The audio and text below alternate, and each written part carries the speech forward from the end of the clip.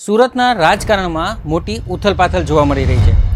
ગોળાદરામાં આપની સભા યોજાઈ એ પહેલાં જ વિવાદનો મધપૂડો છંછેડાયો છે અને આખું સુરત પોલીસ છાવણીમાં ફેરવાઈ ગયું છે.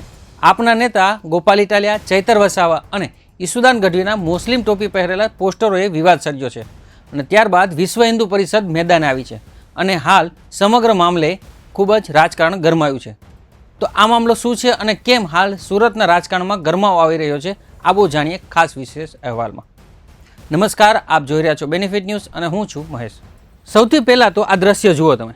સુરતના ગોળાદરા વિસ્તારમાં આમ આદમી પાર્ટીની સભાના આયોજન પૂર્વ આવા પોસ્ટરો લાગ્યા છે, જેમાં નેતા ઈસુદાન ગઢવી, ગોપાલ ઇટાલિયા અને ચૈતર વસાવા મુસ્લિમ ટોપી પહેરેલા જોવા મળી રહ્યા છે. એટલું જ નહીં, પોસ્ટરમાં નિમંત્રક તરીકે મુસ્લિમ સમાજ મીઠી ખાડી એવું પણ લખાણ લખવામાં આવ્યું છે. હિન્દુ બહુમતી ધરાવતા ગોળાદરામાં આ પોસ્ટરો દેખાવાથી સૌથી પહેલાં લોકોની લાગણી દુભાઈ છે અને વિરોધની જ્વાળા ફાટી નીકળી છે.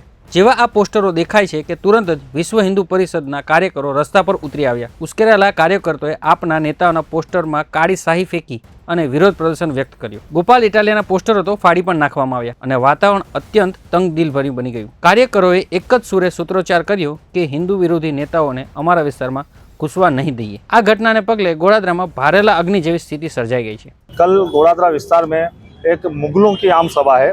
जैसे आम आदमी पार्टी जो गोपाल इटालिया जो सनातन धर्म विरोधी आदमी है, जो हमेशा धर्म का दुष्प्रचार करता रहा है, कभी हमारी भगवत गीता का अपमान करता है, कभी हमारे कथावाचकों का अपमान करता है, ऐसा व्यक्ति कल गोड़ादरा में आकर अपनी पार्टी को लेकर यहाँ राजनीति चमकाने के लिए आम सभा करने की एक बैनर हमने अभी देखा. आप देख सकते हो जैसे टोपी पहन के ये बैनर ये लोग ने लगाए हैं. इसका पूरा गोड़ादरा विस्तार के सनातनी भाइयों ने इसका पुरजोर विरोध किया है और अगर ये कल आकर यहाँ पे ऐसी आम सभा करेंगे तो हम इसका कल भी पुरजोर विरोध करेंगे. जैसे मुगल और बाबर आकर अपने धीरे धीरे पाँव पसारते थे, वैसे वैसे ये आम आदमी पार्टी अपना पाँव पसारने की कोशिश करी है. आज ये आए हैं, कल इनके पीछे पीछे इधर में आएंगे, फिर हमारे यहाँ लव जिहाद के किस्से चालू हो जाएंगे, हमारे यहाँ चैन चोरी वगैरह ऐसे अनेकों घटनाएं चालू हो जाएगी. हम चाहते हैं कि हिंदू बहुमूल्य विस्तार है, सभी प्रशासन से निवेदन करना चाहते हैं कि इस आम सभा का बंद करावे और इन विधर्मियों को यहाँ से धक्का देकर बाहर निकाले. हमारे विस्तार हिंदू बहुमूल्य विस्तार है, यहाँ पे इनकी नो एंट्री है. जय श्री राम.